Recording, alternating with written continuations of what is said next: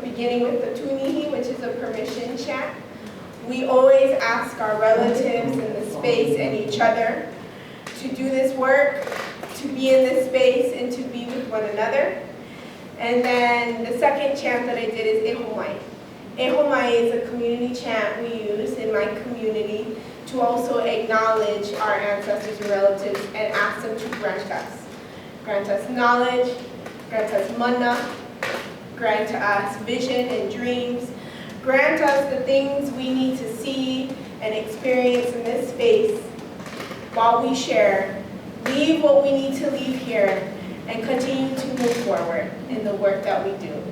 So I am blessed and honored to have opened this space for you, from honoring my people of Ba'ine to you all as my relatives here in the Bay Area. So mahalo nui loa me ke aloha no.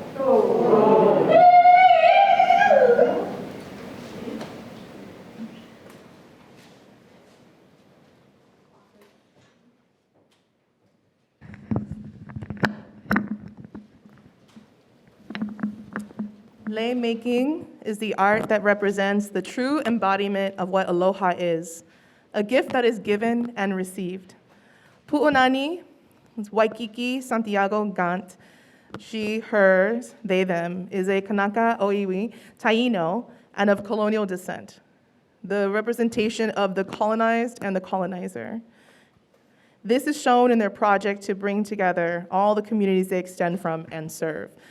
So Pu'unani has a beautiful table back here that she will go ahead and share some more information about later on. Yes? Okay.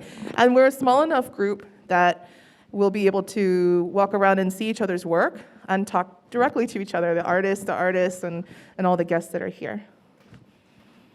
And next, I would like to invite Angel and Maritza of BAAITS organization. Can we give them a round of applause, please? And welcome them to the stage. Two amazing leaders here, Bay Area American Two-Spirit. Thank you so much, Angel. Padiush.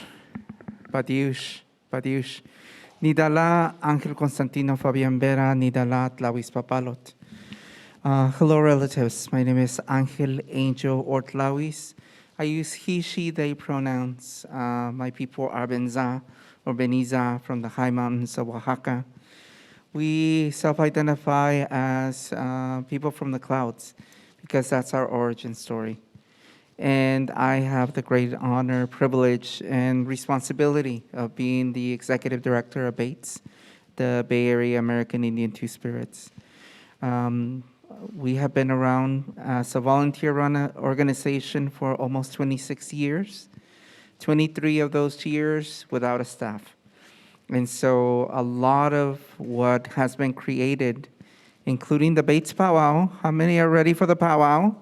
Woo! Even the BAAITS powwow and the BAAITS drum was started by community members just like you that saw a need, that saw a vision, and that had the support of community to be able to bring forth these beautiful offerings. You are part of our story. Lo and behold, the culture bearers and artists that are here tonight. We are continuing to build upon a great, beautiful foundation that was started through prayer and a lot of good intention. And so welcome tonight. We're small and intimate. You know, there's so many different things happening both here in the city and in the East Bay. So thank you for joining us. I hope that you enjoy yourselves.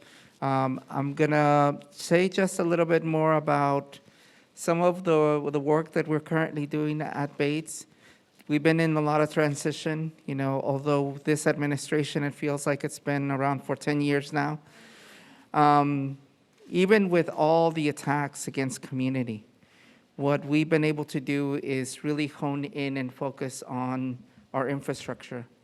We are now officially a nonprofit organization. That was extremely intentional in that step.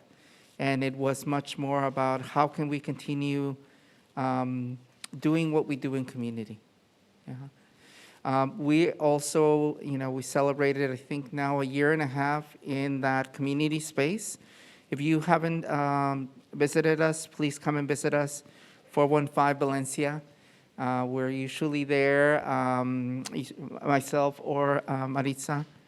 And then we also opened up office space over at the Oakland LGBT Center.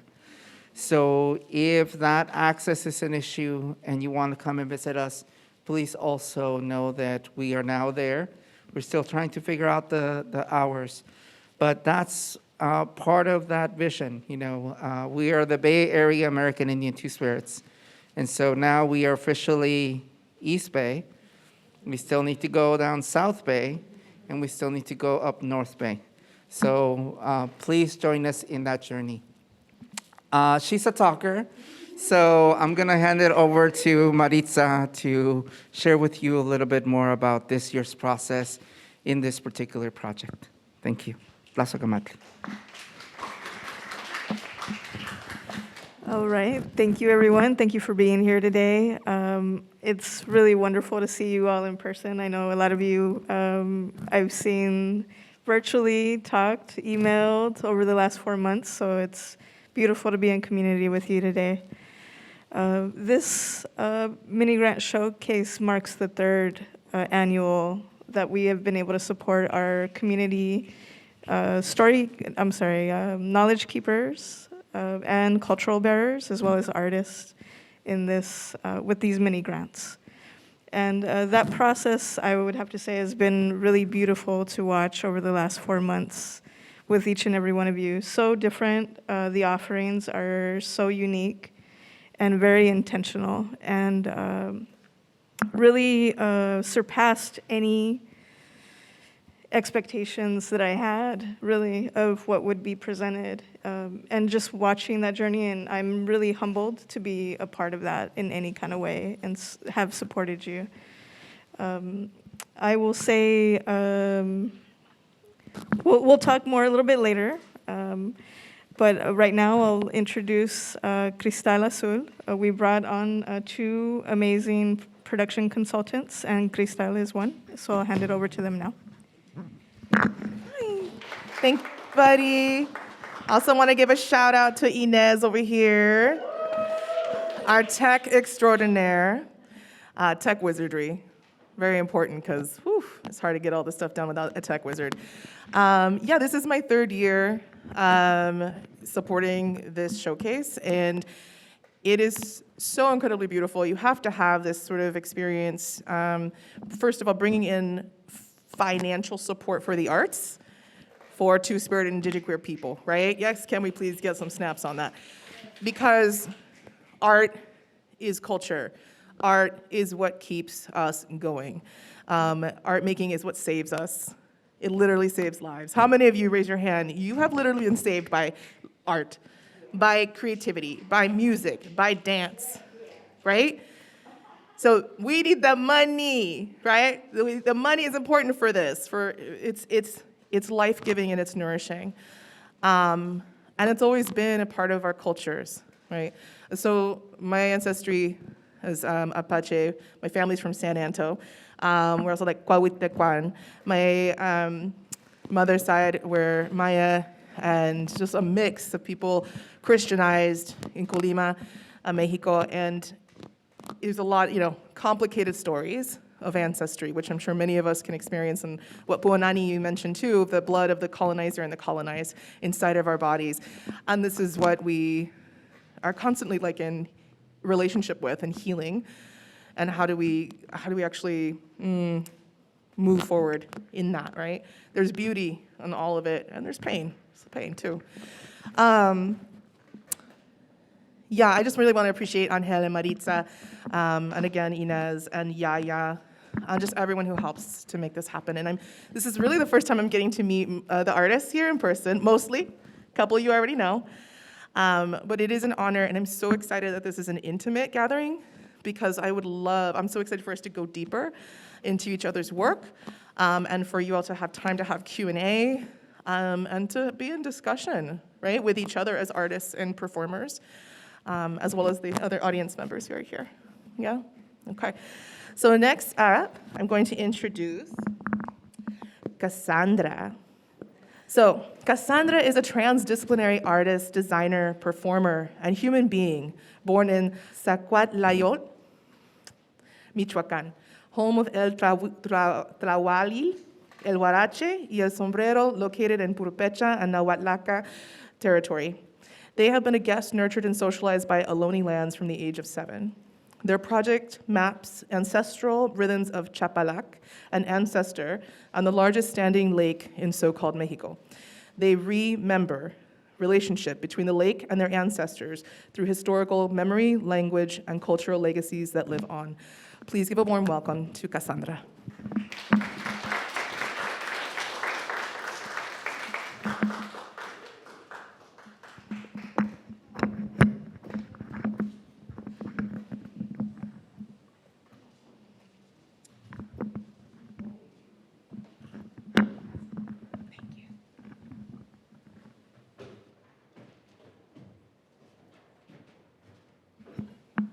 Hello, everybody.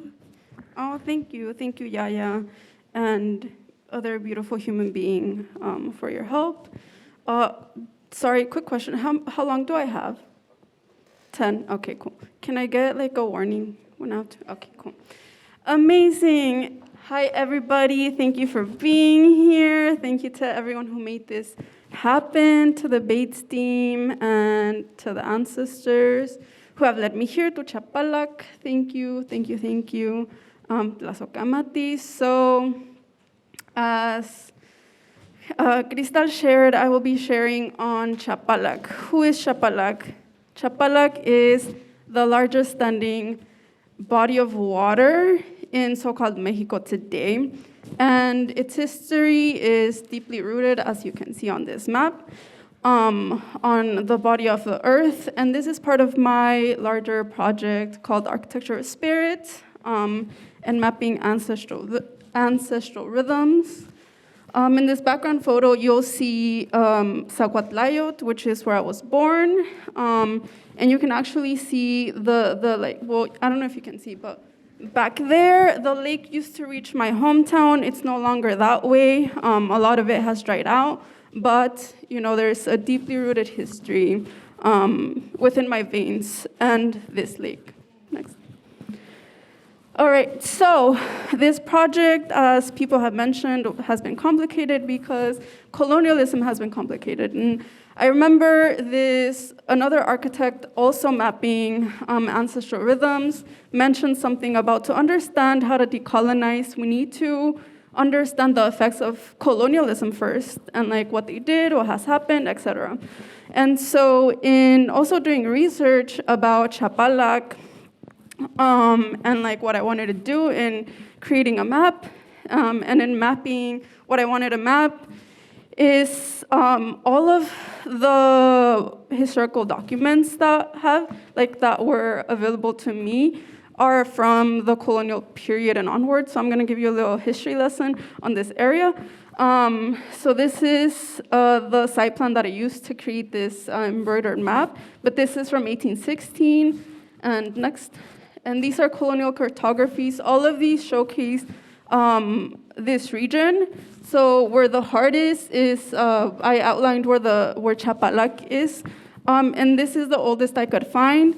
And this is from colonial times, and you can see a lot of the buildings that are mapped here are churches. But this one specifically also shows indigenous peoples, and kind of like this relationship with the land. Next slide. All right, so from this one on, you can really see this colonial ideology of what mapping is, of what cartography is, which is like to delineate, to like take a screenshot of what is there for purposes of imperialism, for land grabs, to divide the land, to create borders, etc., to imperialize. And again, you'll see Chapalac on these maps. This map specifically, if you didn't know, there are different flavors of colonialism. So like in what we know as Mexico Tenochtitlan, which is Mexico City. That was Nueva España, and this area that I'm mapping, it was known as Nueva Galicia. So those were the colonizers in this area. Next. All right, again, this map is outlining the resources, is what they saw, the resources, the mountains, and kind of like took away the aliveness of place. Again, this is Nueva Galicia. In the eyes of the colonizer, this whole territory, which now encompasses what is called Colima, Jalisco, Zacatecas, and maybe a little bit of Guanajuato, I think, potentially. Next. All right, so this is the map that I utilized, the oldest I could find that actually remembers what the land looked like 200 years ago. So if you can see where the heart is, that's Zacuatlayot, that's where I was born. That's where my ancestors have lived for at least 4 generations, and they have lived around this area for longer than I can remember. But the lake does not look like this right now. That whole area where the next to the heart is no longer there. But yeah, this is kind of like some of that memory that I could find of what has been here before me. Next. Another colonizer map, very ugly. Next.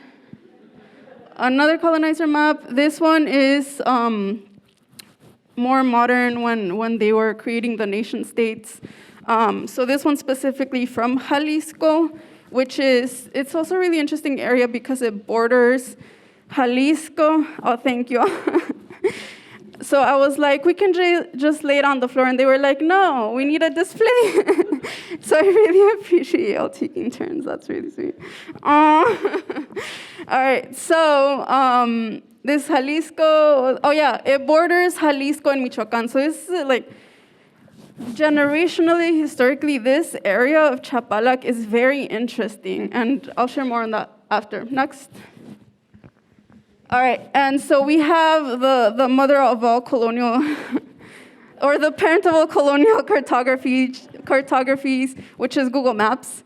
And so I'm just gonna read, knowledge comes from power, and if these maps are only sources of spatial history, then as a society, we remain quite powerless in the face of colonial information structures.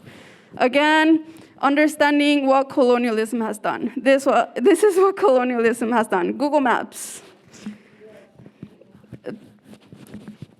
Say it louder for Silicon Valley. Next. And that's, oh wait, go back, sorry. And that's Chapala and the Sahuayo, where you see Sahuayo right there. I can't move, but that's where I was born. And you can see that it looks different, like the water doesn't go all the way down anymore. Yeah, that's the contrast. All right, next.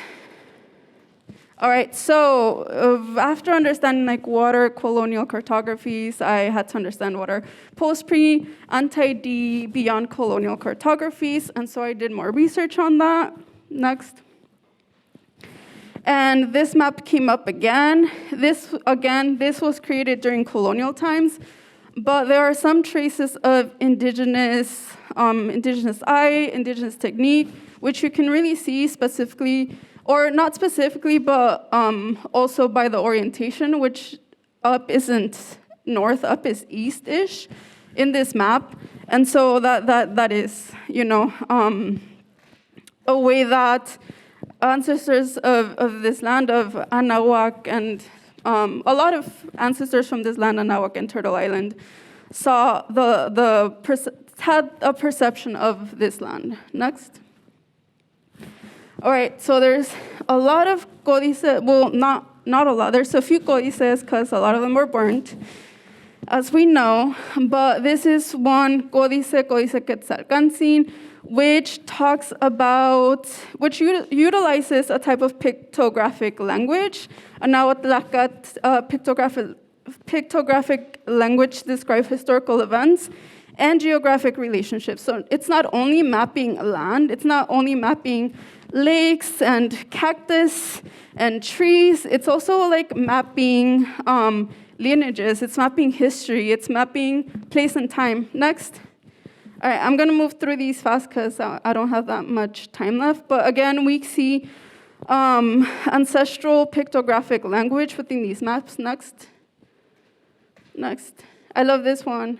And like this one is like a 10-page book that talks about like 4 centuries of history. Next.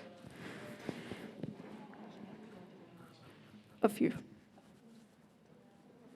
All right, thank you. Yay, okay. In doing more research, I found embroidery as a form of cartography within specifically Purépecha people in Tzintzuntzan, Michoacán. They give land life, they give relationship, they portray the like ecological relationship that our indigenous ancestors have inherited to us. Right, next. All right, and beyond you're here, if you don't know this project, you should look it up. A cartographer, como se dice, paired up with Sogorete Land Trust, and they created this project mapping the Bay Area, like in a cartography beyond colonial terms. So you should check this project out, it's really cool. So this was part of my research. Next. And in indigenous cartography, a map doesn't have to be a physical image laid out on paper. It can be a story or a song that describes important places, landmarks, and people and people's relationship to the land. So I found that, well, I didn't find the song, but there's this song called Chapala that talks about the position of the sun and the moon in relationship to perception of place. So this is also a form of cartography that I was very happy to find. It's there. Next. All right, so now I had to figure out who was here before, right? Next. And this is a beautiful map created by Rocio Moreno, a Coca historian, that delineates Coca territory, which is north of El Lago de Chapala. Next. This one is a little bit older, and this one delineates Coca territory and Tecuache territory on top of that. Next. And the app that we love because it's a framework that we can utilize. Next. All right, so now I'm documenting, and here's what I've gathered. Next. All right. So I created this map that kind of delineates the different groups that were here, which is the Coca, with the Pat, the Purépecha, with the Cempasúchil. And then these, I think, is Caxcanes with the little mountain that I found from a codice that was describing their history. The Tecuaches with the little spears because they were known to hunt.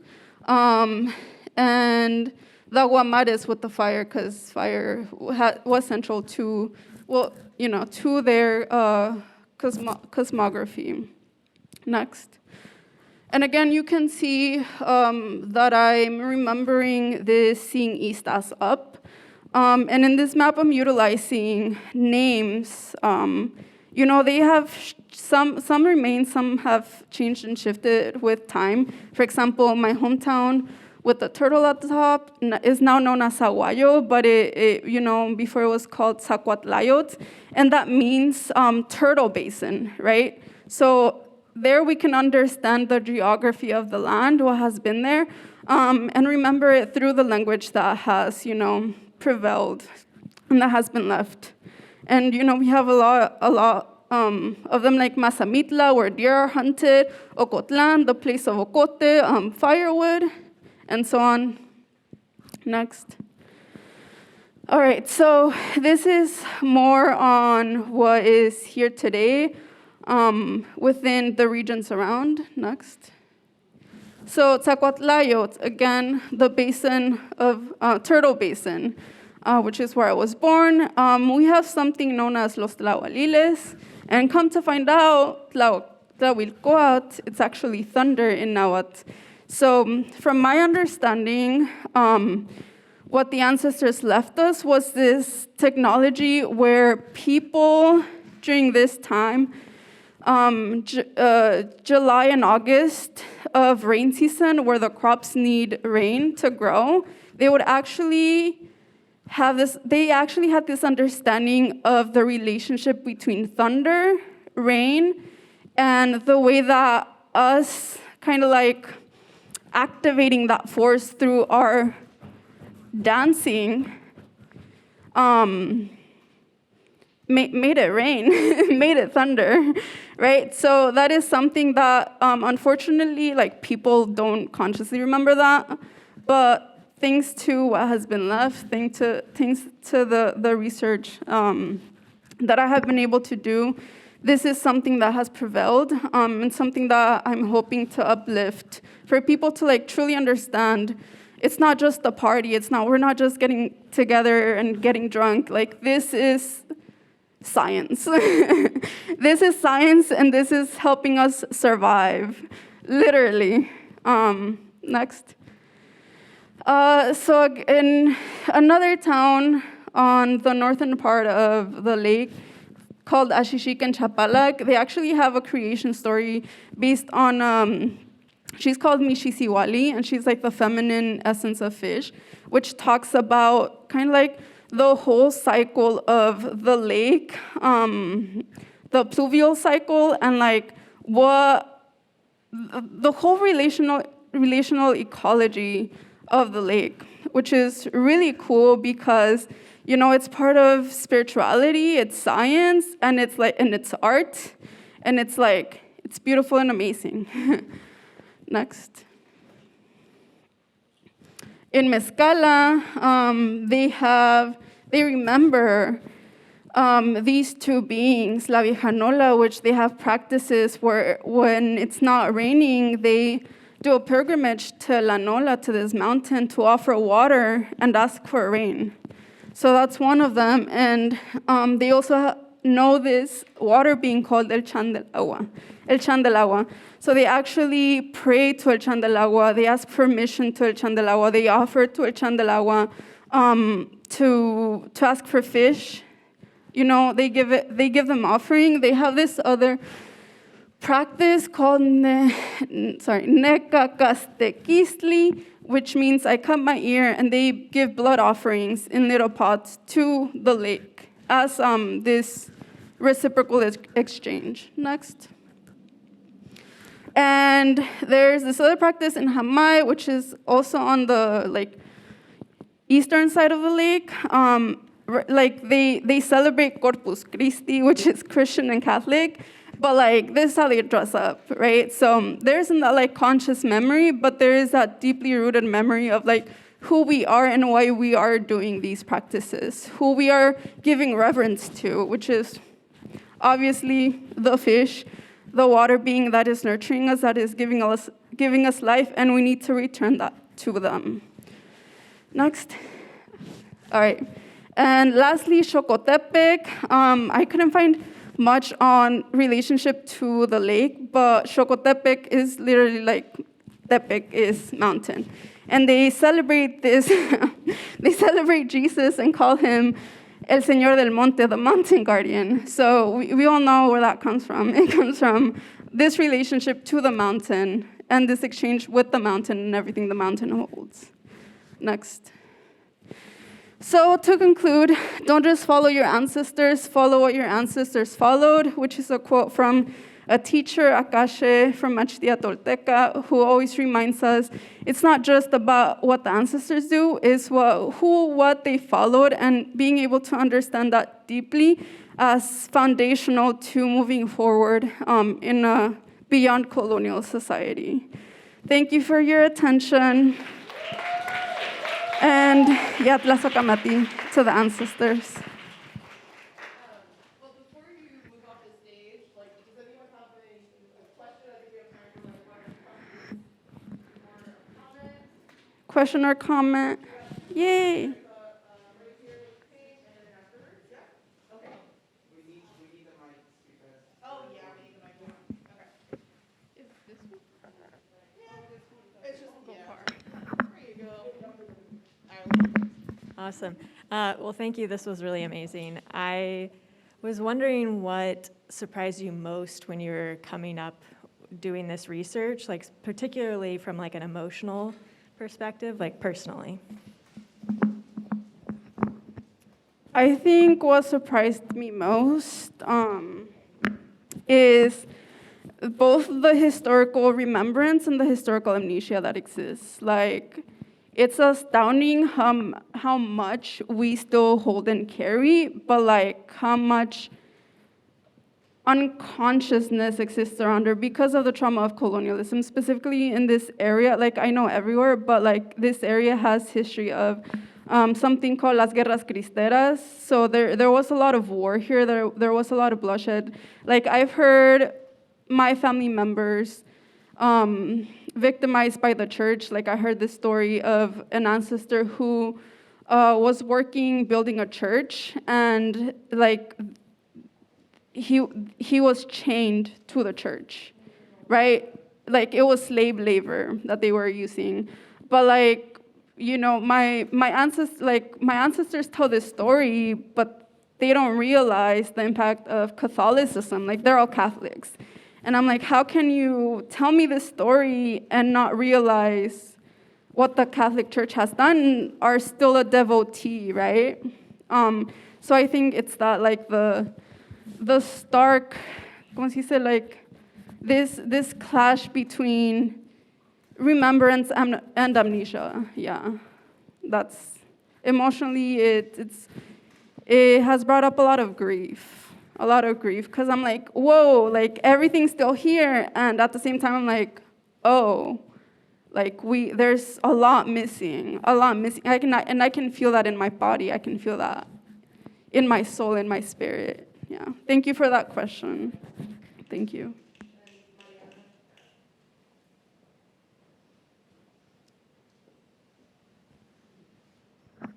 So, Kamo Chawe, for your presentation. That was incredible. I'm really fascinated by the work that you've done. And I was wondering if you could share a little bit about your research method. How did you find this information? I'm just really interested of your process. Yeah, thank you. Thank you for your question. It's been a journey. Like, literally, Mishi Siwali came to me in a dream, and from there, the research started.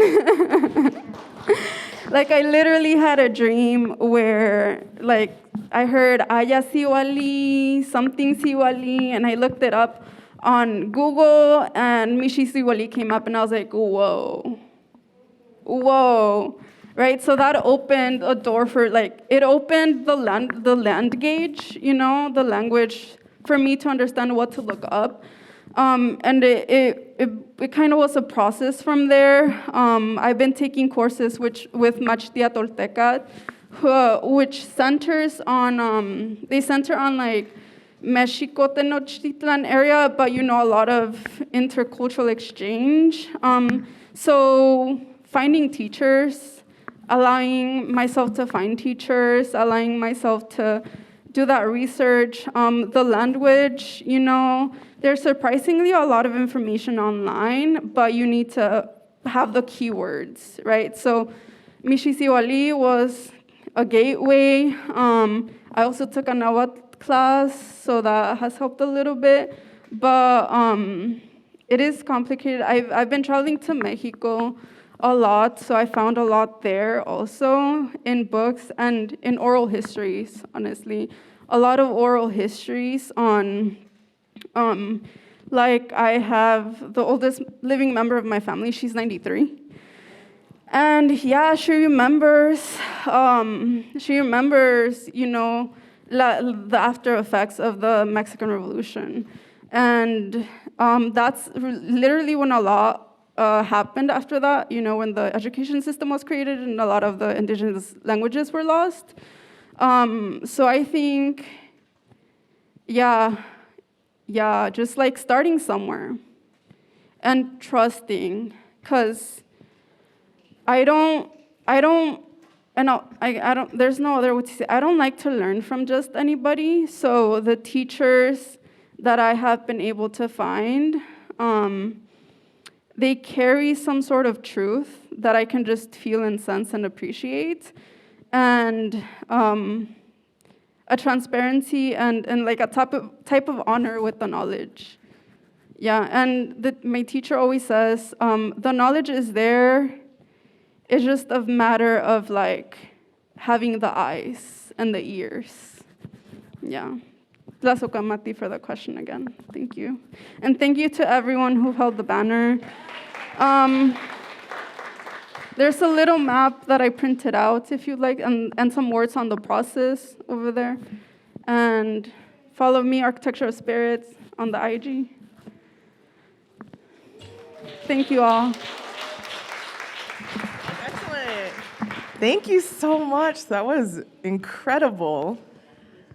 Incredible. So what I heard first was dream technology. That was dream technology, right? Yeah, I mean, I've definitely had elders who've said, like, all you have to do is pray to your angelitos or creator or to your guides, your ancestors, and they'll come to you in your dreams, right? So now it is my pleasure to introduce Mariana Moscoso and Casey Canton of Toch and Tihash, the ritual of myth-making. They are non-binary and queer. Yes! They're reconnecting indigenous Maya, California-born. Through Toch and Tihash, they weave ceremony, ritual, creative world-making, and community care.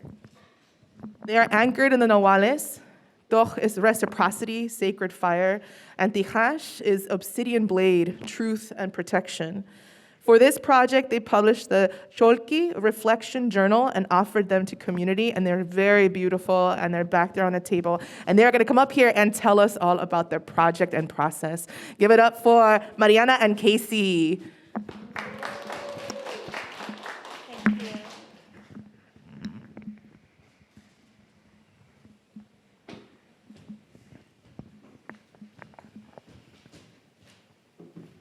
All right, thanks, y'all. So, we have so much gratitude, feeling so much gratitude to be here with y'all, and also to go after you, Cassandra. Like, this just feels like so connected and aligned. So, yeah, I'm Casey, and I'm Mariana.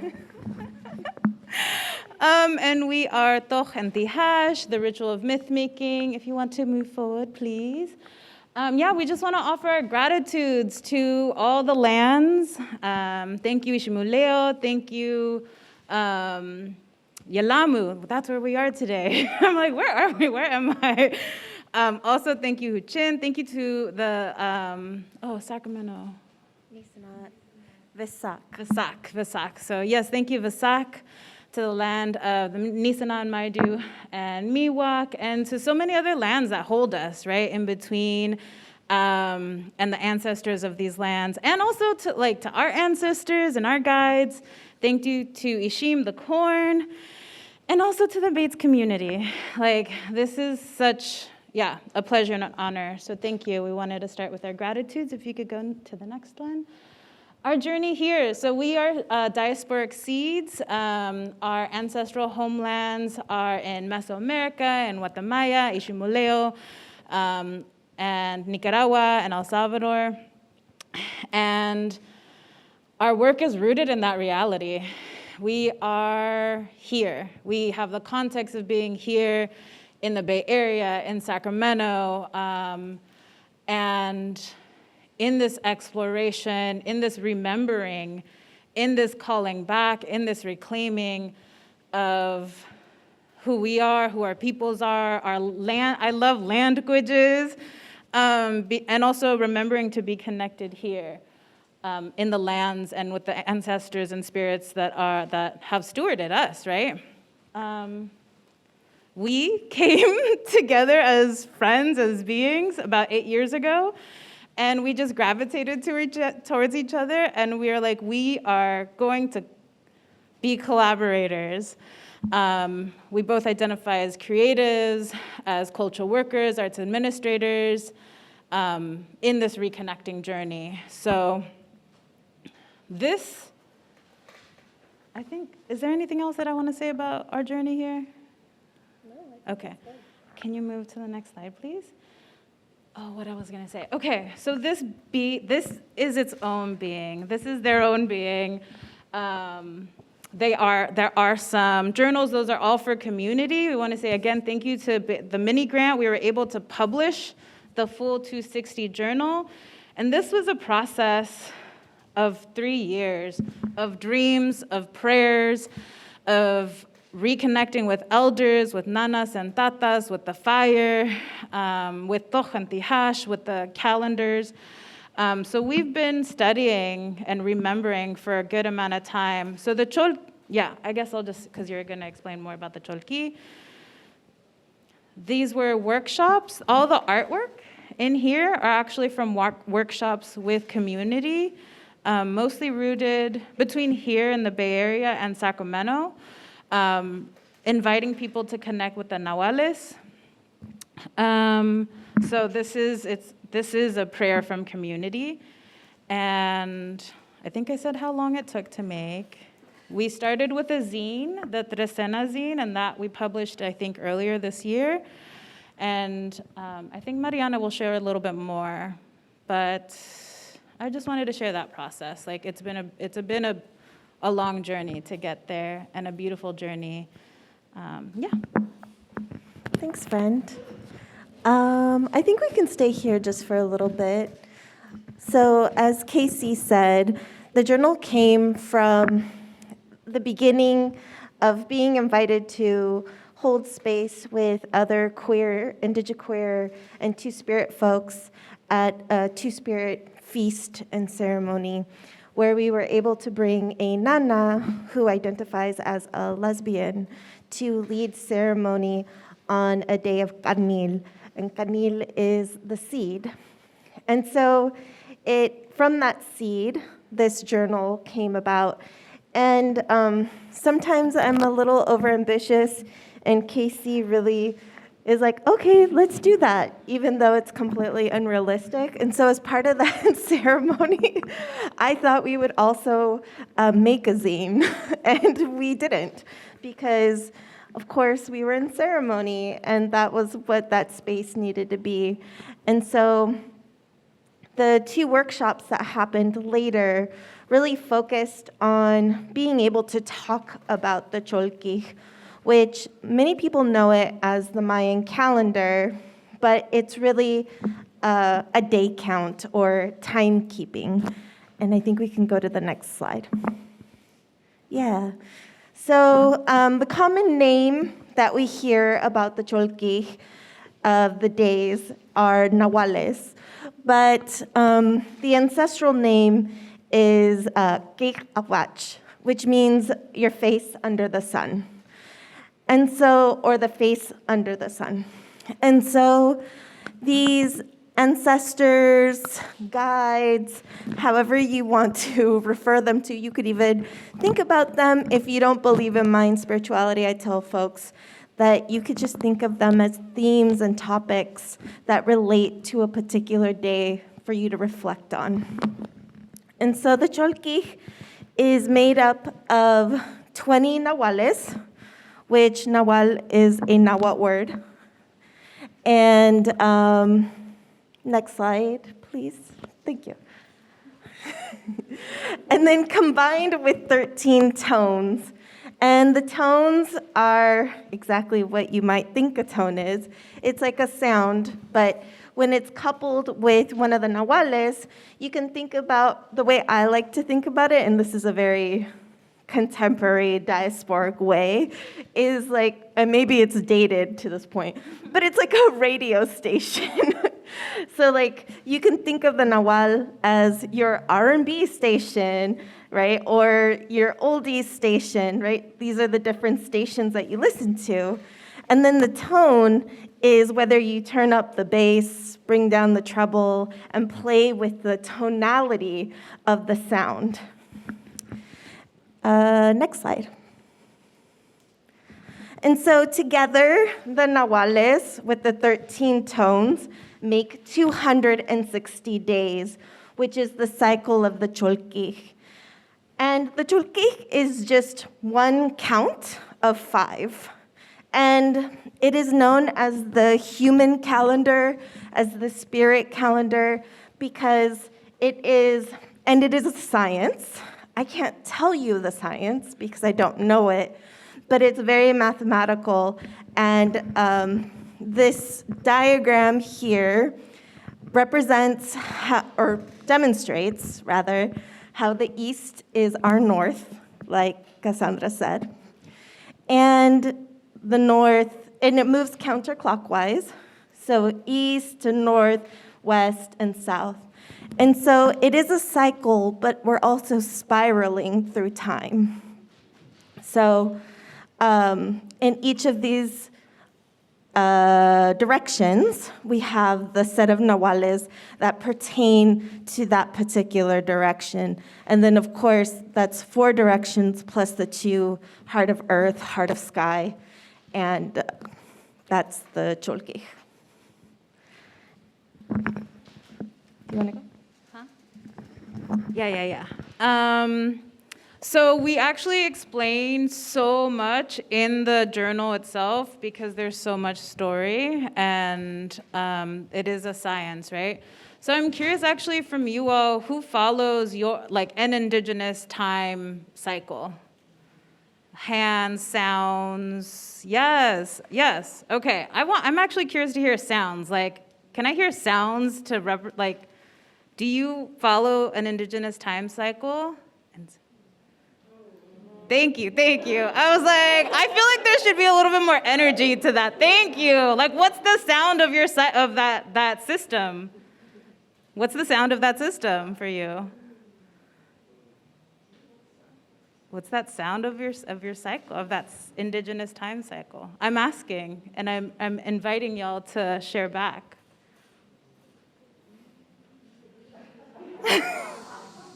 Ooh, thank you.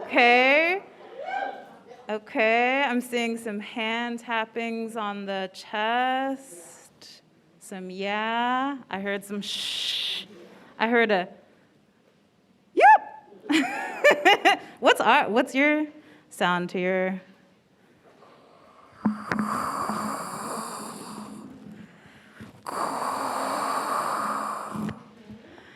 Thanks, y'all, for creating our little album. That was not on script. I just was curious. But I know, like, I feel like y'all are called to this space because you are following some cycle that is an indigenous cycle, a decolonial cycle, a liberatory cycle, right? Whether it's a future cycle, a past cycle, or a mixture, right? That braid. Why was I going into that? I don't know why I needed to go into that. But can I say something to that? Yes. So, to that point, I feel like, at least what I heard in this question, for me, it's how it's an embodied practice. Because the Chulkij is, as I mentioned, is the human calendar, the spiritual calendar, and it is about the body, and it represents the body. So the 20 nahuales are our fingers and our toes, right? The 20 digits on our body. And then the 13 tones are the different 13 joints that are in the body.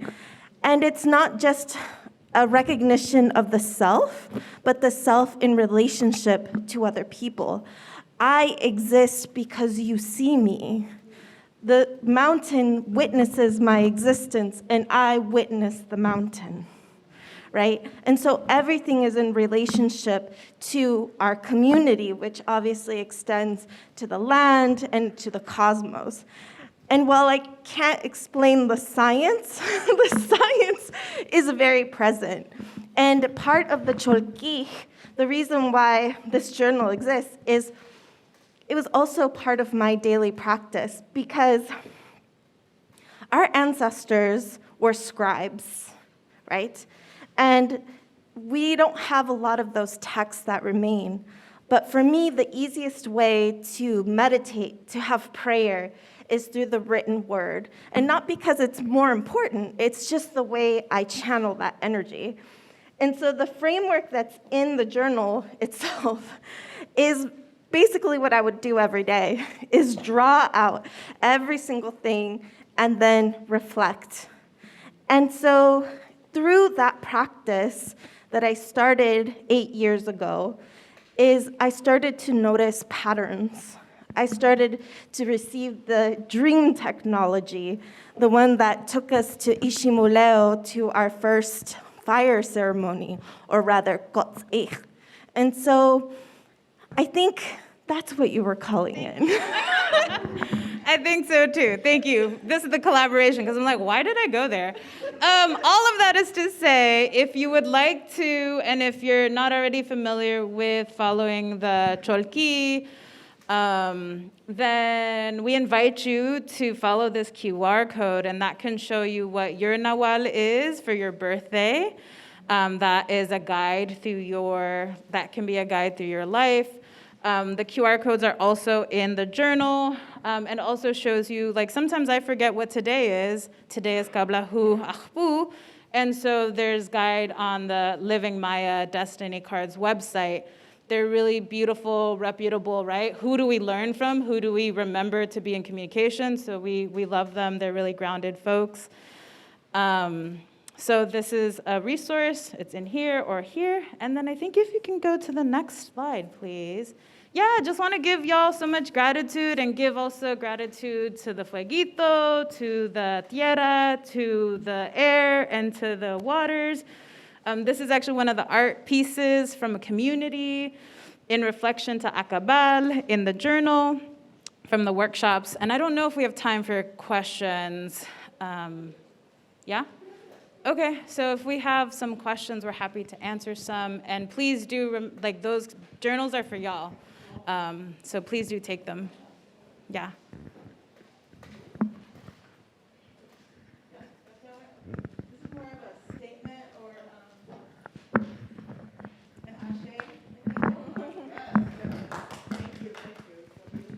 So speaking of in la quech, tú eres mi otro yo, or the mirror that you were speaking of. I'm like, which way do I go?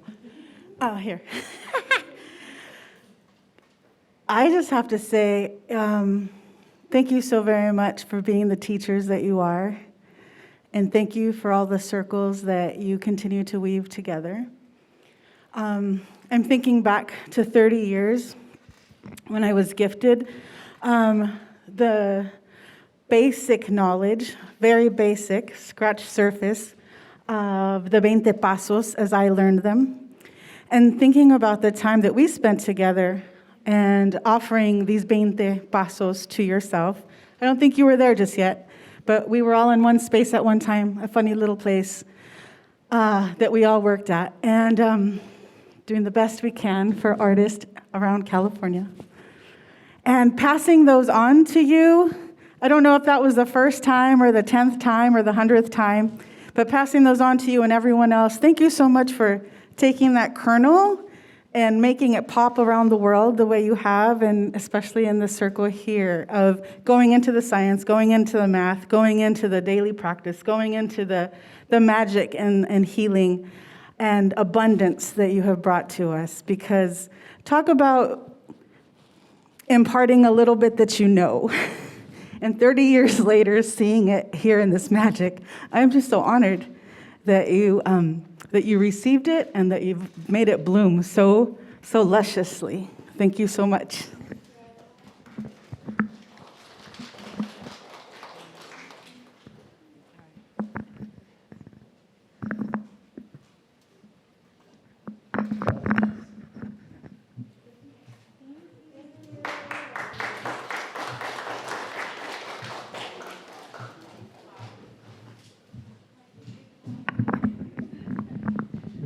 Yeah, I don't know about you, but so far I'm like, can we just spend all night here? You know what I'm saying? Like, how long can we be here tonight? Midnight? We have a lot of food, we got a lot of drink. That was wonderful, wonderful. Thank you so much. Yes, make sure to get a book back there. And we'll have some time afterwards to mingle and ask more questions if more things come up for you. Next up, we're gonna show a video of Trisha Rainwater, and her piece is over here on the purple wall. Look at this gorgeous piece. She works really, really large nowadays, and she's a photographer primarily. And I got to work with her like 2 years ago when I co-curated with Gaia Weiss a National Queer Arts Festival art show at SOMARTS. And I was already familiar with her work, and I asked her, I went to her studio and I was like, what are you working on right now? And she was doing a lot of collages. And I'm like, how big do you want to work? She's like, how big can I go? I was like, I want you to go real big. And so I don't know if you've been to SOMARTS or if anybody saw that show, but it's a huge wall, and her work was, I don't know, it was like 15 feet tall by about 18 feet wide. And so we had to build scaffolding for her. We had to put scaffolding up, and she just worked directly on the wall, collaging a beautiful, huge piece that then she projected a video onto it. So super amazing, wonderful to be able to work that massively. So let me just read a little bit about Trisha Rainwater, okay? So, excuse me.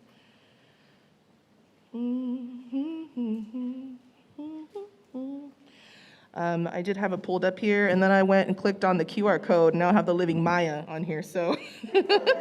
My birthday was Word and Justice, the coyote, so that's nice to know. I don't know if anybody else did that. Apologies. Well, actually, I'll say I know about, so Trisha Rainwater's Choctaw, and she spent some time in, or is that right? She spent some time in, Navajo Nation. Her dad's Navajo, and she spent her time here in the Bay Area and down in the Navajo Nation, and her work is primarily used as a way to process her childhood trauma. And so most of her work is self-portraiture, and she works in like large format or medium format film. And I'm just gonna go ahead and let's run the video so she's gonna share a little bit about her project, okay? All right.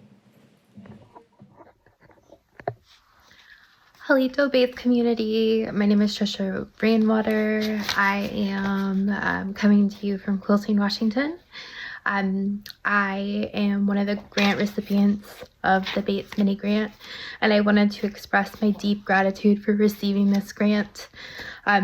Because of this grant, I was able to create a show, my first solo show at SF Camera Work in San Francisco's Fort Mason area.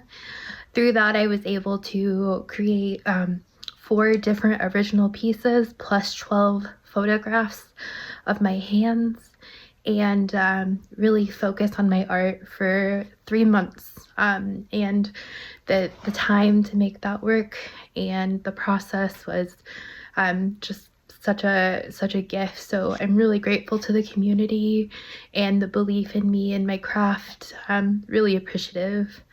I'm not in the area, so I'm making this video and just really wanted to express my appreciation and my how grateful I am for the BAAITS community and all it does, from the Bay Area American Indian Spirit to Two-Spirit Powwow to all the events. I saw recently there was a self-defense workshop. The work that BAAITS does is truly a light in our community and offering such a gift to so many of us, and really a place to call home when we're far from our families or separate.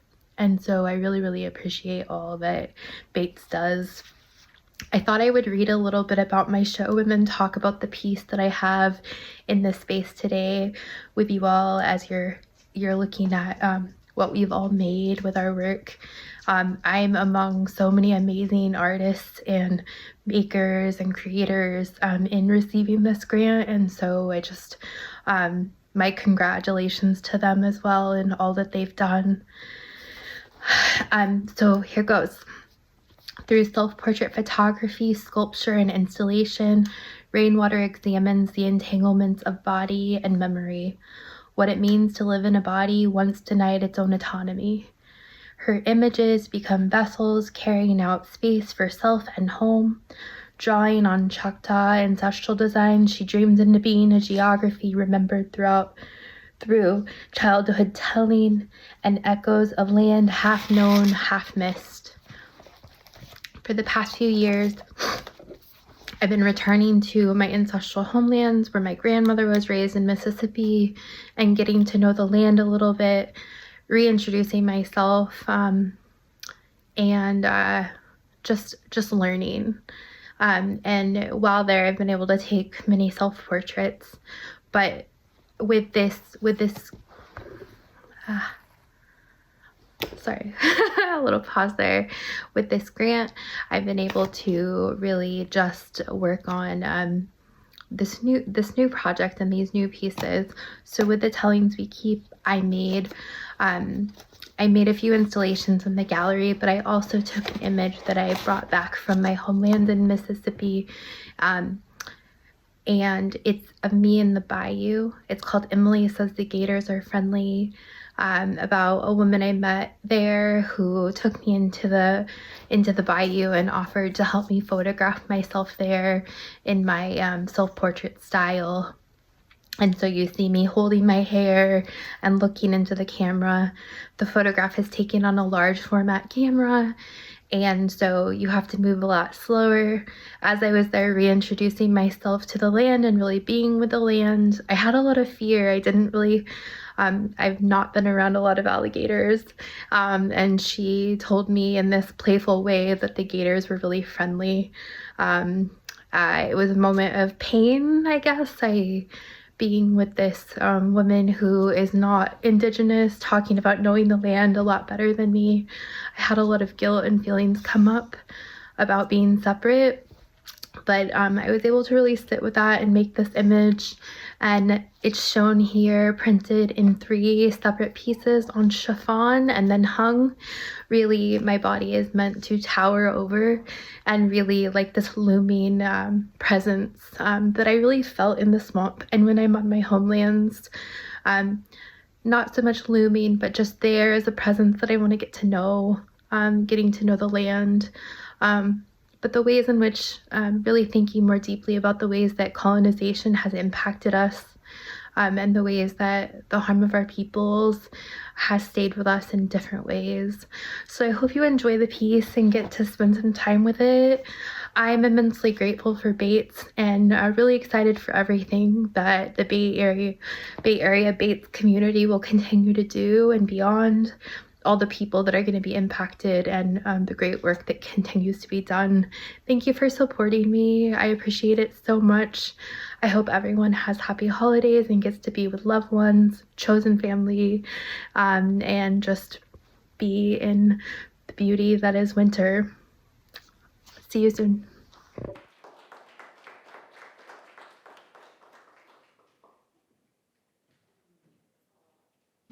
So as Tricia said, that this piece is originally, it's a 3-part, but because of the limitations of the space, we can only fit 2 pieces, right? Like I said, her work is meant to be shown in places with like huge walls. But yeah, she's just a really wonderful person. So if you ever get a chance to, you should definitely connect with her and check out her studio. All right, so I'm also now gonna just speak a little bit on Xochitl's work. Xochitl Martinez was not able to be here. She's in Mexico right now, and she's still working, like she does leather work down there. But I'll just read a little bit of what she sent us, and she will be showing her work at Powwow. So on February 14th, come to Powwow. And she's gonna have a booth there, and also her regalia will be worn during entry, grand entry. Okay, so she says, I made several pieces that I would consider to be regalia. The focus of this medicine shield is the medicine wheel and the 2 spirit symbol of a circle with the rainbow colors and 2 feathers. Everything was made by myself using deer hides. The medicine shield measures 22 inches in diameter and is made from deer hide of various colors, reflecting the rainbow and the medicine wheel. I also made white deer hide moccasins, and ayoyotl ankle beads from local seeds here in Nayarit, Mexico. I also made a shaker using white deer hide and strips of colored leather and feathers. I am a resident of Nayarit, Mexico, and was not able, you don't need to know that, but she wasn't able to coordinate travel to be here. She says, I will be present at the February 14th BAITS Two-Spirit Powwow and will display my work at my vendor's booth or a space specified to showcase the grantees' work, and also participating in grand entry and showing the work during that time. Thank you, Xochitl Martinez. So Xochitl. Another thing, though, that is really amazing that I think Maritza shared with me is that Xochitl is actually black belt. I didn't know that. That's amazing. But that she's actually teaching leather work to indigenous residents in Nayarit. So training folks up there, and now they are actually, they're artesanos now, and they're going and selling their wares from what she's been teaching them. So each one teach one in entrepreneurship and also keeping the leather work, the ancestral leather work alive. So it's really beautiful work that she's doing down there. Okay. All right, and then, yeah, it's so good.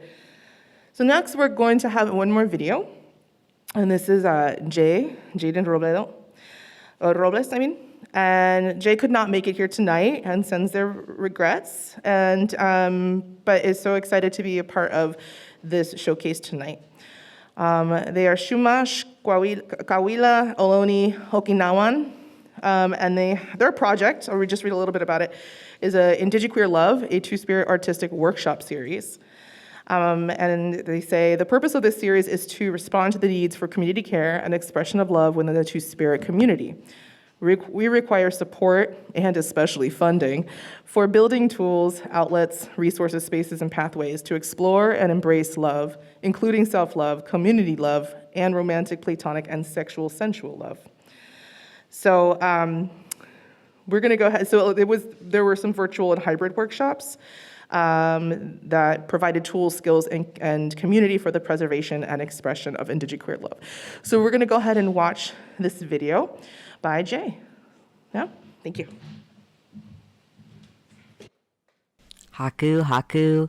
My name is Jay Robles. I'm Sumwich Chumash and a descendant of the Kuya and Ohlone tribes of California. I'm also Okinawan, and I'm one of the organizers of the Indigiqueer Love series.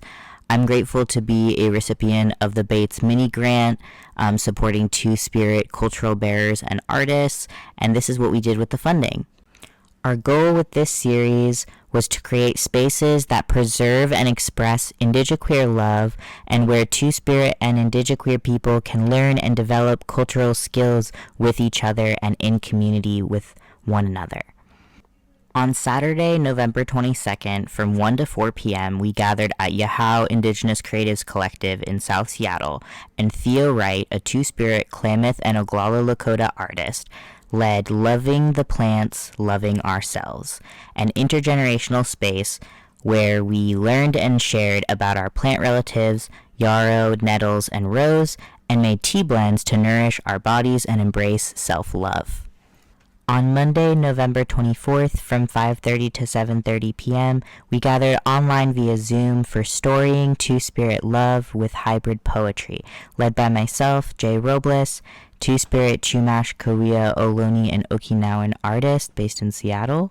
This was where folks learned some practical skills for getting started with hybrid poetry, and we read and listened to Indigiqueer poets from across the world. On Wednesday, November 26th, from 5:30 to 8:30 p.m., we gathered at Ancestral Sisterhood in Soto, Seattle, for Ancestral Love Through Beading, a workshop by Adrienne King, two-spirit Dene and Otomi artist based in Toronto, Ontario. This is where we made gifts for our relatives from jingle cones in order to honor our ancestors.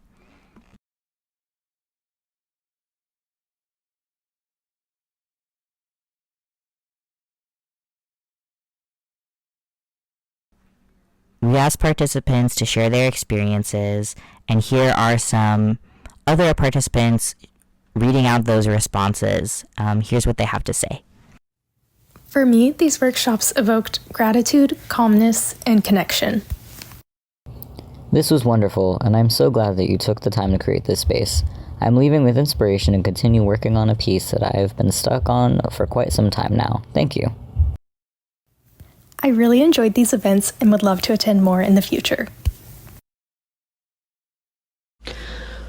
From the workshops that I attended that were hosted by Jay, I feel like I'm walking away with 3 main teachings surrounding Indigenous practices and ancestral ways of being.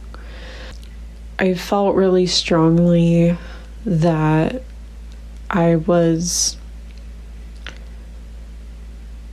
entering the space with remembrance, but it was unbeknownst to me at that time until I was really doing hands-on work, which is what evoked it for me.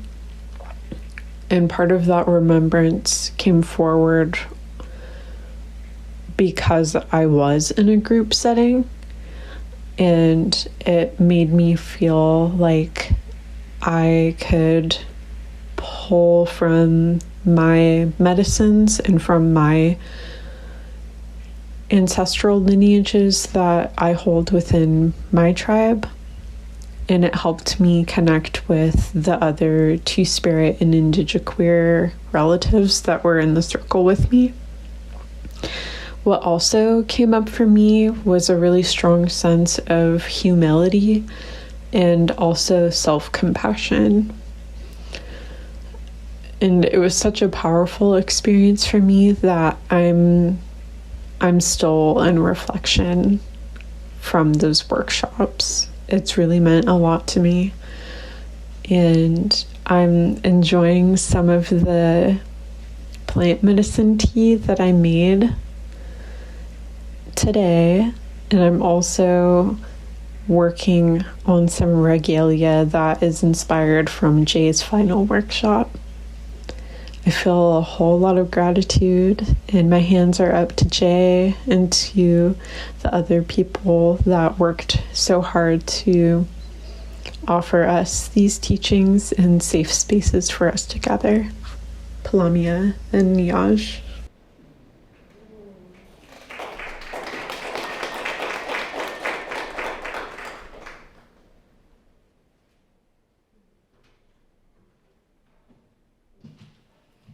Thank you. I just want to make a note that, an apology that we don't have closed captions on the videos right now, but we, Gwen back there, who's our amazing documentarian, will make sure that we have the closed captioning on that video that gets uploaded to the BAAITS channel, okay? Yeah, just want to make sure, because I know that there's a little, I'm trying to make it more accessible for folks. Does the mic sound okay? Do I sound all right? Okay, cool. Thank you. Yeah? All right. All right. So next up, I'm going to bring up Dina Suarez, Two-Spirit Detribalized Purupecha, and their focus of their heart, HEART, is cultural storytelling and radical repurposing. So please give a round of applause for Dina Suarez.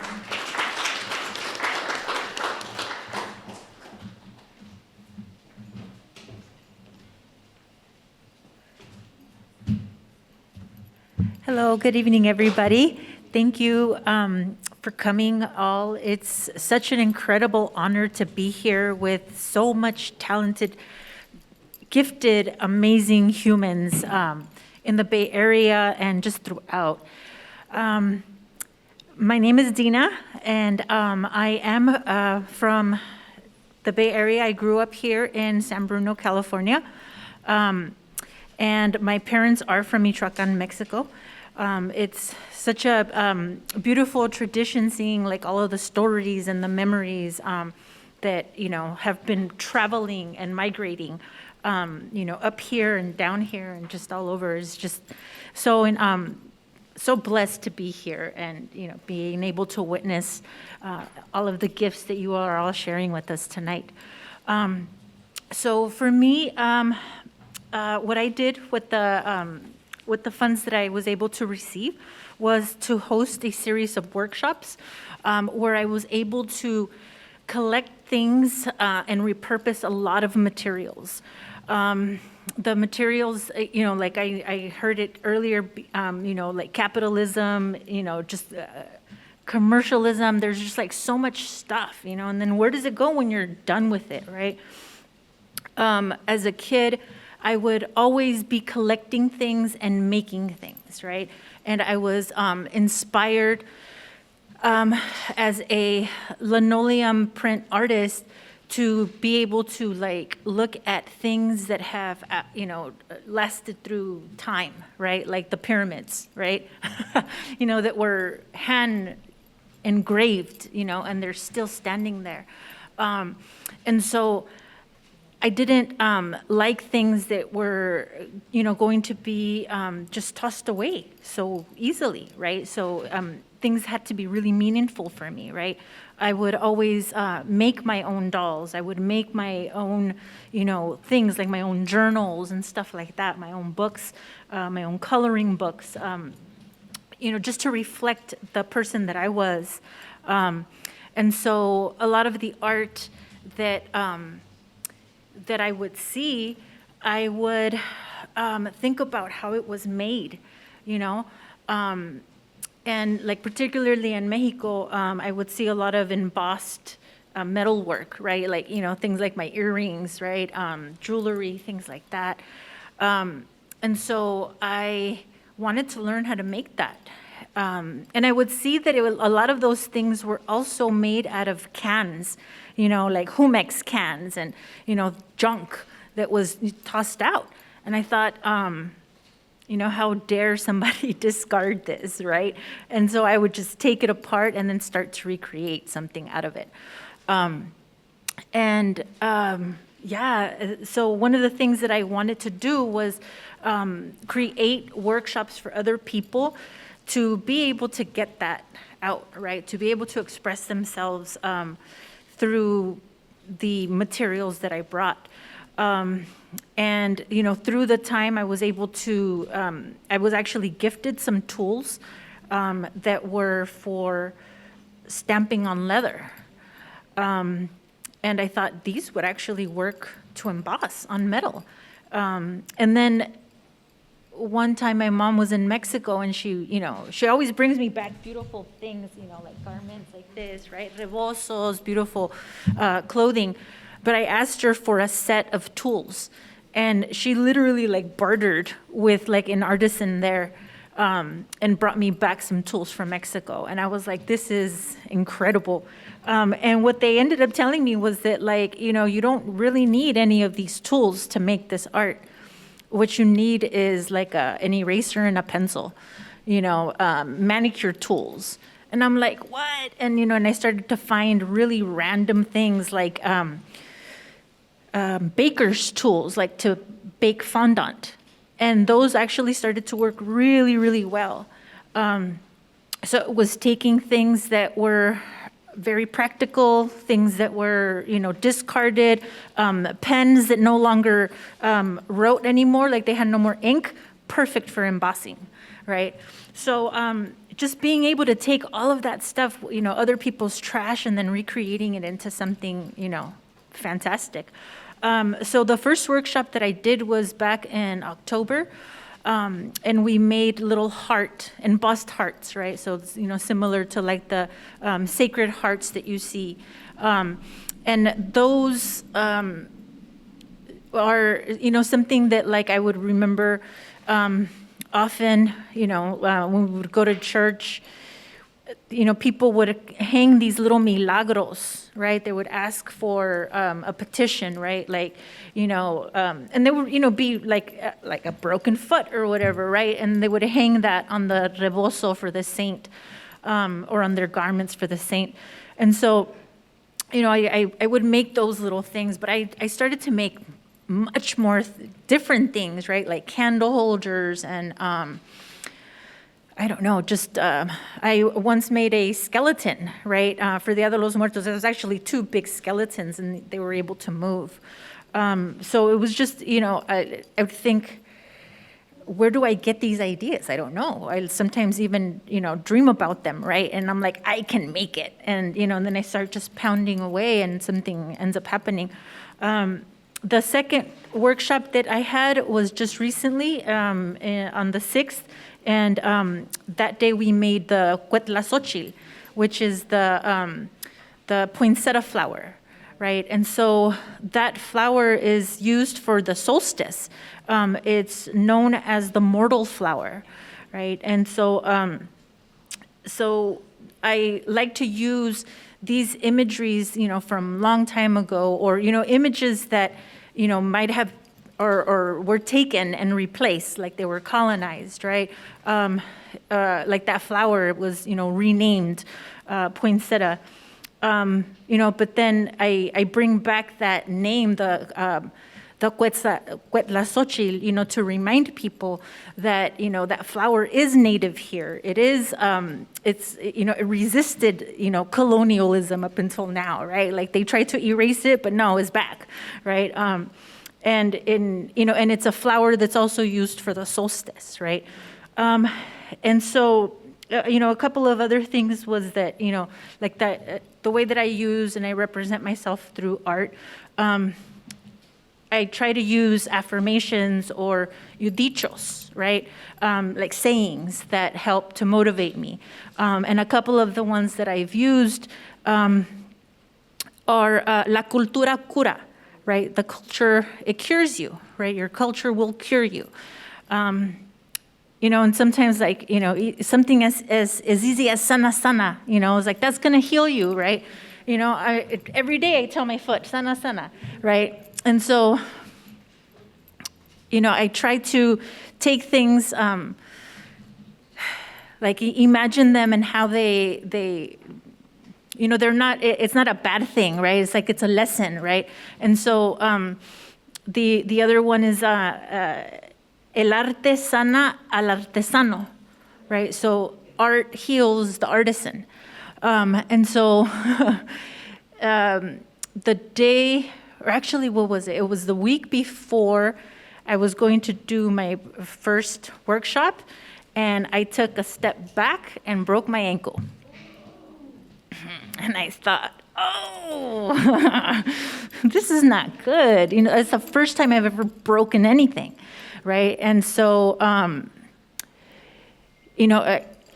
I didn't want to give up. I didn't want to not, complete, going to these workshops, teaching, sharing this, these materials with people, or even to postpone it. So I'm like, no, I got to keep going, and I thought, what would Frida do?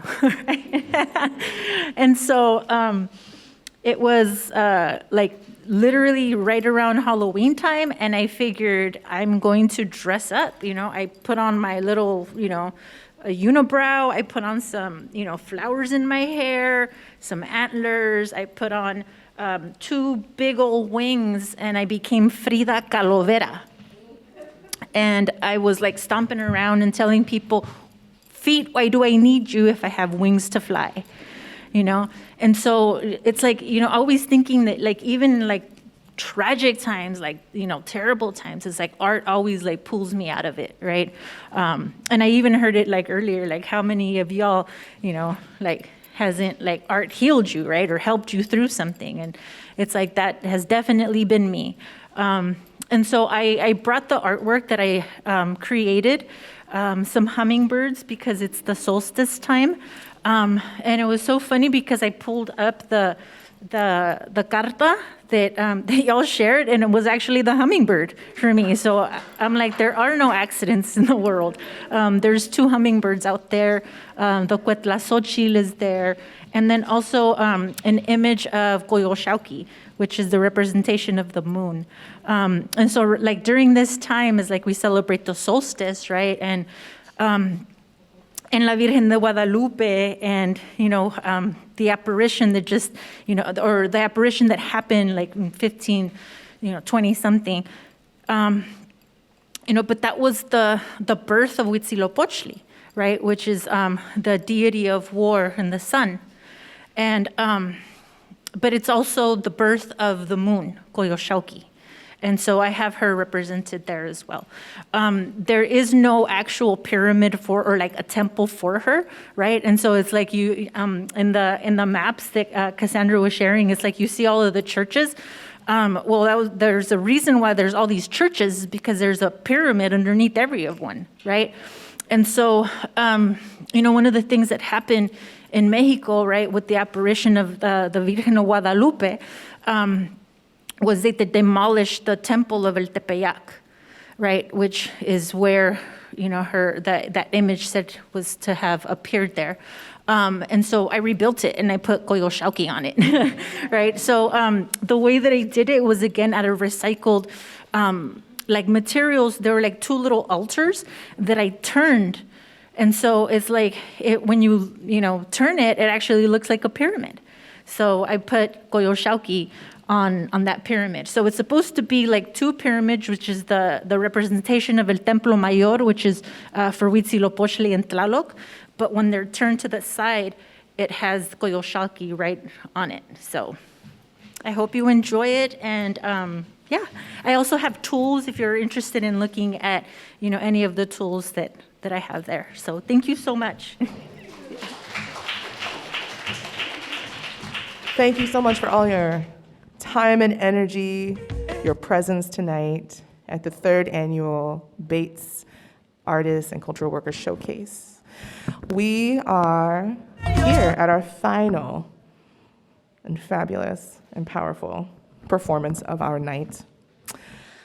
I'm going to read a little bit about Marifuego here in a moment, but first I'll say that I met Marifuego maybe a year or so ago, and I saw that they were doing kind of like limpias, and I don't recall, but I know you were working with Francine. You're collecting, and I knew Francine.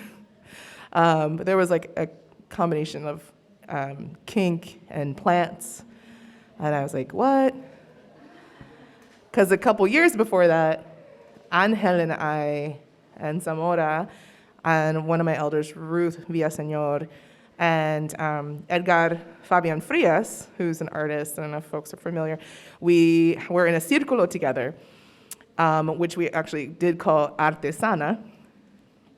And we talked, one of the conversations we had in there was around the intersections of like kink and Two-Spirit or Indigiqueer, Native culture and ceremony, kink, Native, ceremony, art, all of the intersection of that, like what is art, what is ceremony, and is there a separation in that? And of course, like historically, what is that word, historically? But in our histories, art, all creation was about connecting to creator or the gods, the goddesses, the earth, each other. It was always ceremony, right? And so also I want to say Marifuego is an amazing body worker. Just amazing massages, so thank you. I'm so glad you're back because they work out the kinks in my neck.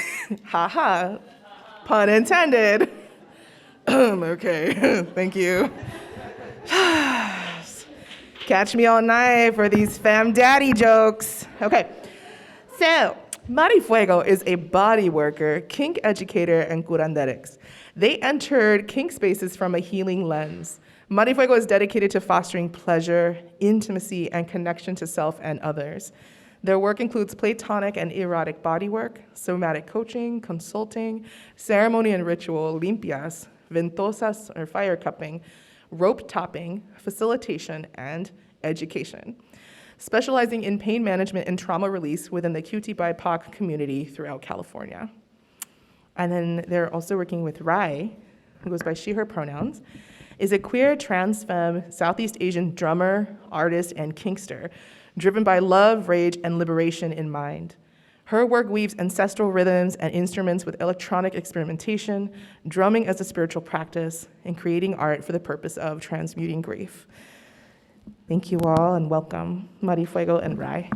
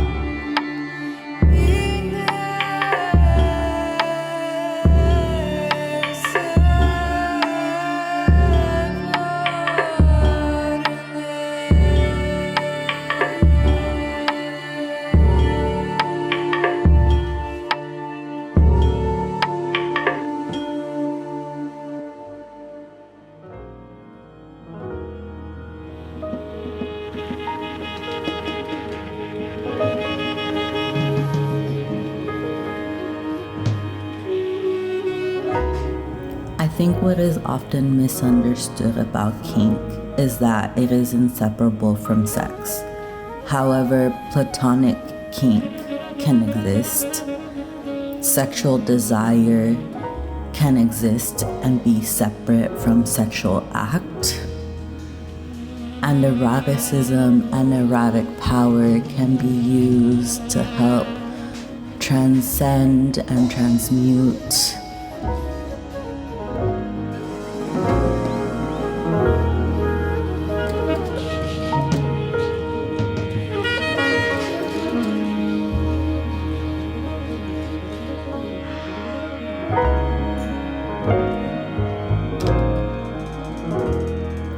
What separates the sacred and the profane, besides what we dictate and the intention?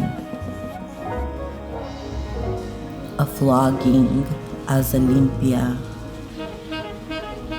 rope bondage as a sobada, sensory deprivation as a death ceremony, blood offerings to ease collective pain.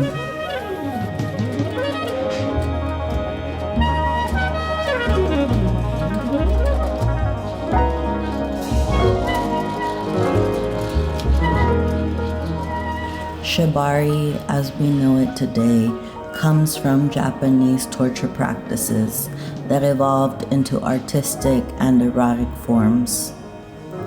What a gift to transmute a tool of pain into a practice of pleasure.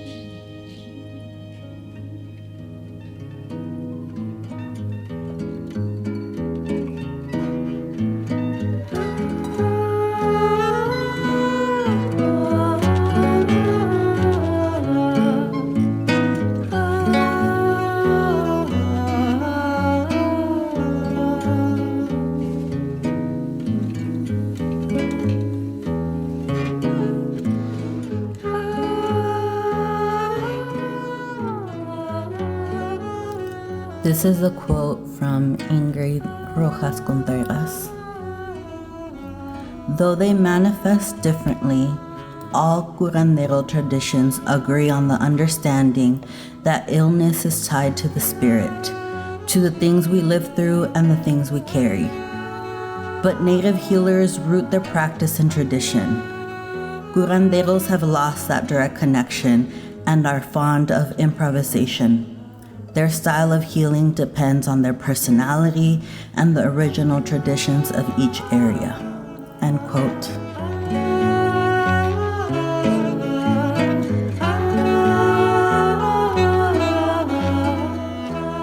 For me, that has meant often that I need to fuck around and find out. And from there comes the blending of kink, somatics, and curanderismo traditions woven into this ceremony.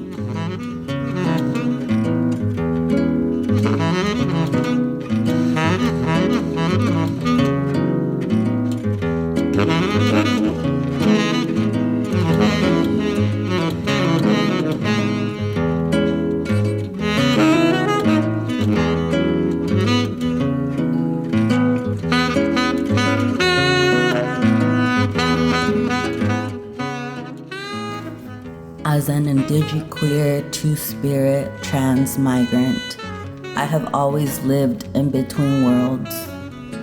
The more I become who I am, the less I fit into this world and society. I am learning that my medicine as a queer person is to seek truth and birth unimaginable worlds into existence. this is my offering, my purpose, to blend, to love, to open gates and build bridges across worlds so we may experience the connection we long for and come back to ourselves.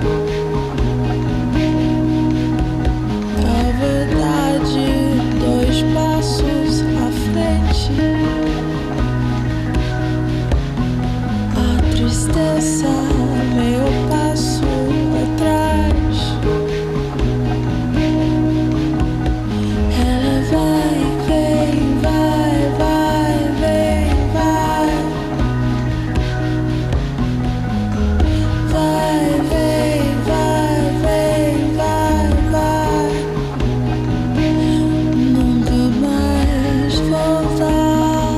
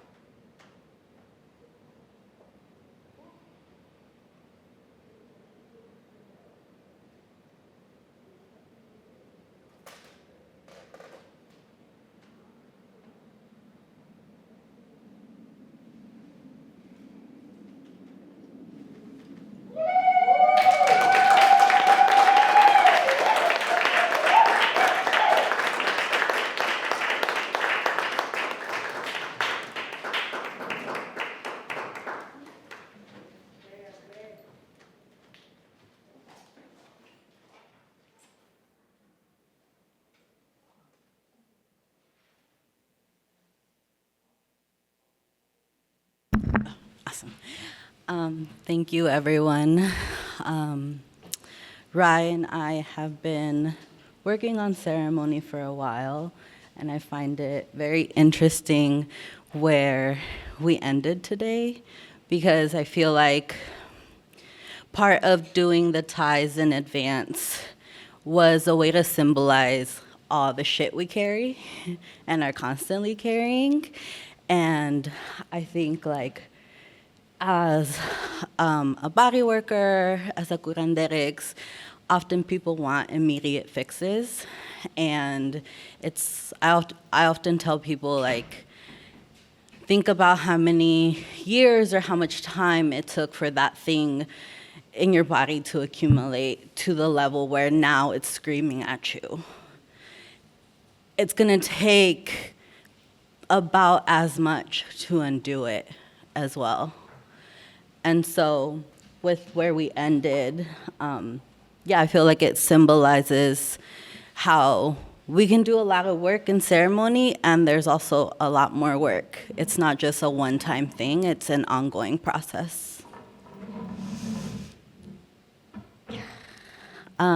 We're gonna finish in tying, but we are available for some Q&A. Yeah.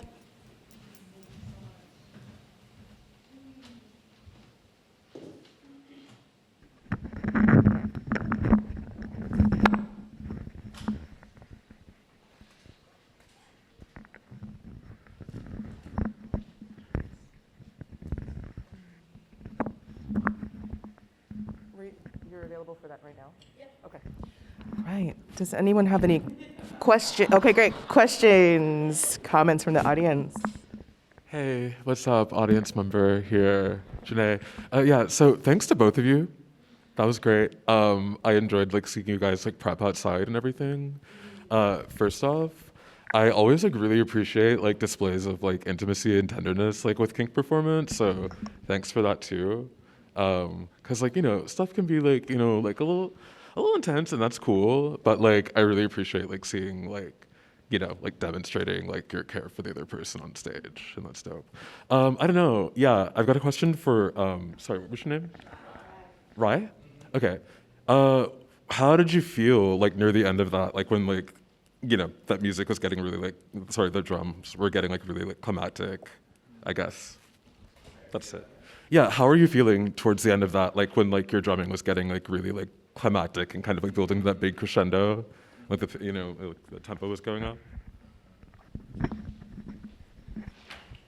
Hi, thank you so much for your words. And yeah, first off, it feels really special to share like a level of intention and intimacy and like vulnerability to do this process. It's not an easy thing to do, like an intimate kink ceremony performance in front of people like this. I think for me, drumming as like a spiritual practice, mixing with kink as a spiritual practice feels like a really special intersection for us to share and like play and fuck around, right, and experiment with. It reminded me of when we did our ceremony at Folsom with the conch and the screaming and like the catharsis that emerged without words. Like I started crying during ceremony and in ways that I couldn't explain. And I think that with the drumming here and the slow intimacy and like the removal of the rope and the removal of like the weight and almost like the tight tension and like the trauma like releasing from the body, it's like the ebbing and the flowing of the rhythms and the singing from the body and like the heart and like the lungs too. Yeah, that's what I'll say. Yeah, I think I want to add too around the intimacy piece. Like we have an existing and ongoing relationship, and I feel like often when I am in kink spaces, and even when I think about the work, like, you know, like it's a service, and for me, it's important to be of service, but not to be taken as a service myself. And so I feel like when I am sometimes in kink spaces, and I like do something like what we just did, and then I have had people come up to me who are like, oh, I want that. And I'm just like, you don't even know like how long it took us to get here and like our own journey and process like to get here. And like, I think that's the same with like body work, right? It's like the first session, I feel like it's always an attunement and it's always a introduction to one another and me getting to know a person's body and them getting to know my touch and their body, their system, deciding like, oh, do I trust or do I not? Can I let go or can I not? And like, again, that takes time. I can say one more. We're talking now. I think with the prayer too, Om Tare Tu Tare Ture Soha, it is a prayer. The translation is, I bow to the liberator, mother of all victorious ones.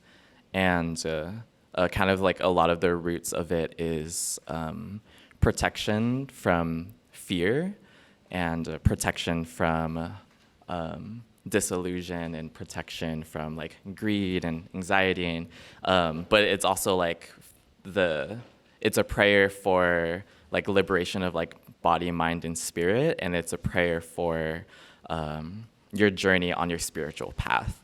And I think with the voiceover from Marifuego, when you had sent me this to work on it. Which I put like the music together and everything. That was her. Yeah, I think that there's a lot of work to find our spiritual path. And when you're saying the deeper you root into yourself, the further away you feel like you belong in this world.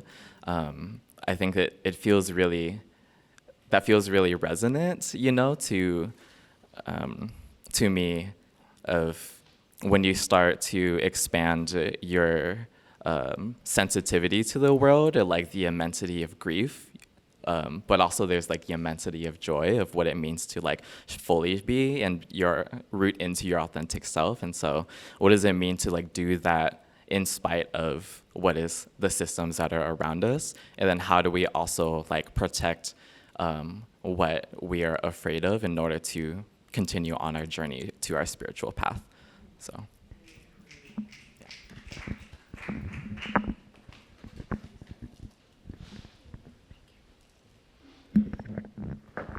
All right. Do we have one more question? If we do not have one more question, we are going to close with Puanani will lead a chant for closing. Okay. Thank you.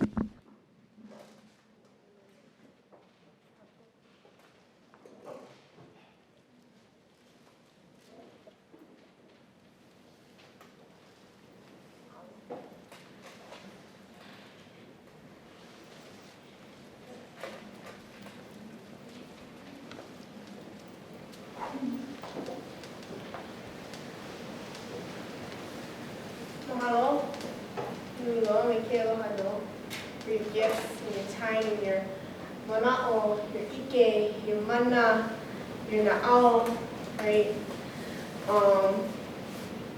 The reason why my gift is lei making has been passed down from generation to generation to the matriarchs in my family line. It represents healing, connection. Before I did some work in Hawaii, my mother gave me some pretty profound words when I was struggling with working with my relatives on the continent and across the oceans to Ghana.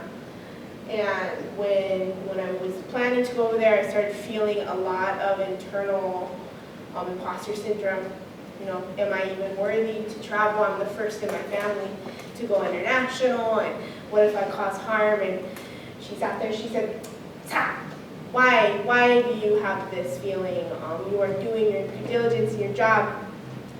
We are all building our piece of the lei, right? We take from the ancestors that breath that they give us, take it in.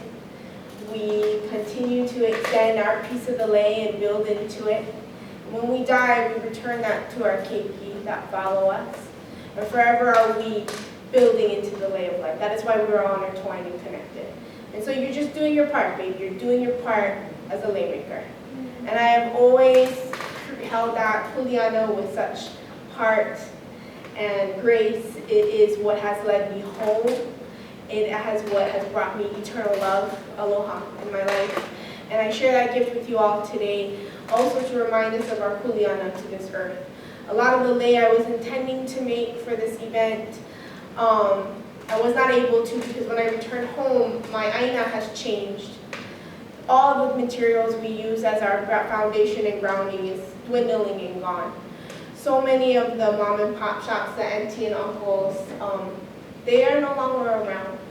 In my absence in 7 years from being home, I did not get to say my goodbyes. And I did not get to obtain materials that I used to get from them, so I've had to improvise. So the materials at my table are gifts. Gifts from the communities that I continue to work with here on the continent and across the West, seeds from Southwest New Mexico and Arizona, to shells that come from my homelands in the Caribbean that were brought to me from my family in Oregon, to shells from Oregon, to feathers from my homelands in Colorado. And it's to symbolize and remind us of our kuleana. And so what I've given as my offering is not only the demonstration and art of lei making, but lei itself. All the lei that I have on me is traditional regalia. It is something we wear in ceremony. It is something we only make for sacred things, whether we're doing hula or giving offering. And it was all made while I was working with my Native relatives in the Southwest this week, talking about how we're going to help our youth in workforce development. And then I was able to come here after searching for materials and make lei here with my beautiful ohana that has housed me and loved me since we were very, very young, keiki days. So the gift that I'm going to leave you with is that breath, the breath that has been blessed to me by my matriarch, the beautiful women in my family, and your ancestors as well, because I also take in their breath when I chant. The chant is Oli Aloha. It is a greeting chant, but it is also a chant to leave you with aloha. So I will chant, and then we will close by weaving the tea leaf. So this is medicine, where I come from, one of many. And we use this to ward off bad spirits and welcome good mana. And that will be left here as well as my lei po'o and my actual lei with my esteemed colleagues here, my hosts here, as a gift and a reminder that my kuleana is still to our communities here and to you all to continue feeding and paying it forward, and to honor that gift, because I would not be standing here before you if it wasn't for your generosity and your care to my gift. So,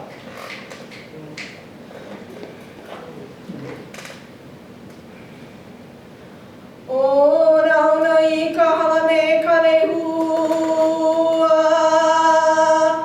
he hala lehua no ia na ka no e, o ka uno ia ne ano ine li ane hoi o ka hiki mai, a hiki mai mako, a hiki puno me ke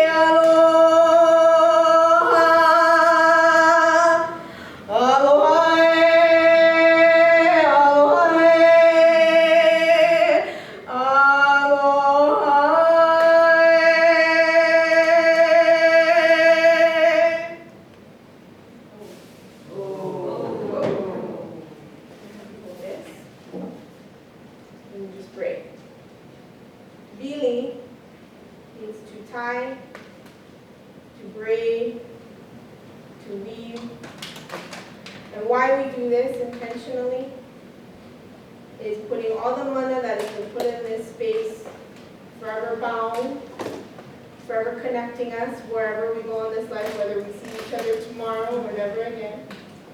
Our paths have crossed. Our time is sacred. And this is how we honor that with this sacred offering.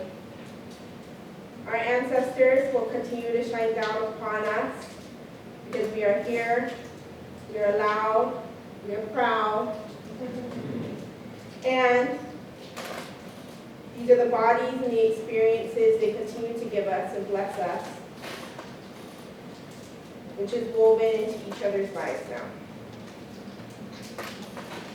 I honor my Waikiki lineage of Hawaii. I honor my Santiago lineage of Boriken. And I honor my partner who has now passed to the ancestral planes as a god. And I give the life and extension of my family to yours.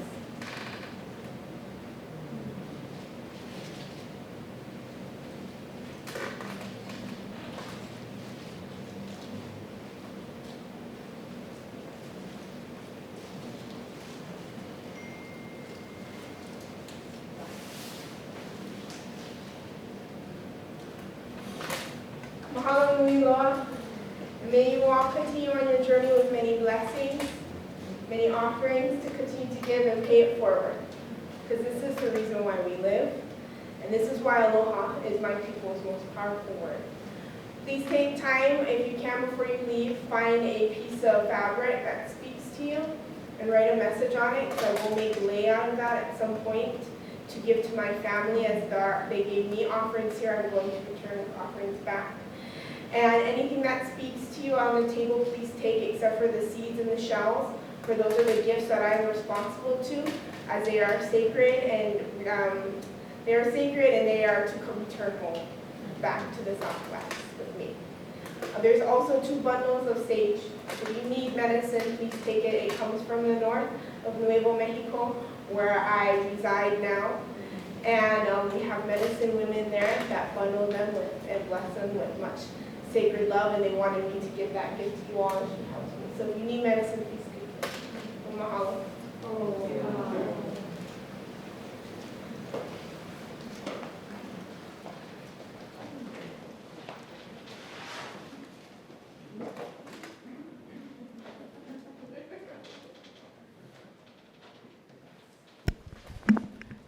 Thank you, thank you, thank you.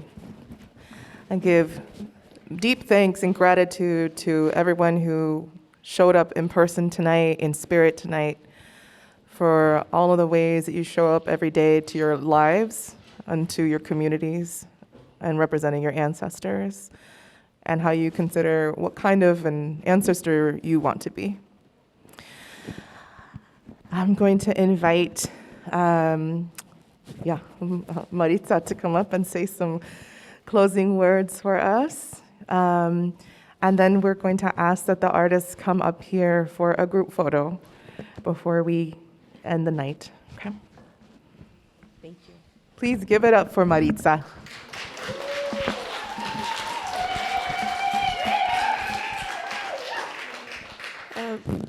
Really, there aren't many words that can follow that. That was such a beautiful offering, and it has been a night full of really beautiful offerings altogether.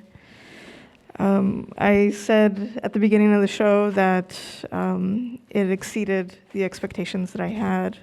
All of the offerings, the intentionality, and the deeply rooted love that each of you have for the craft that you have.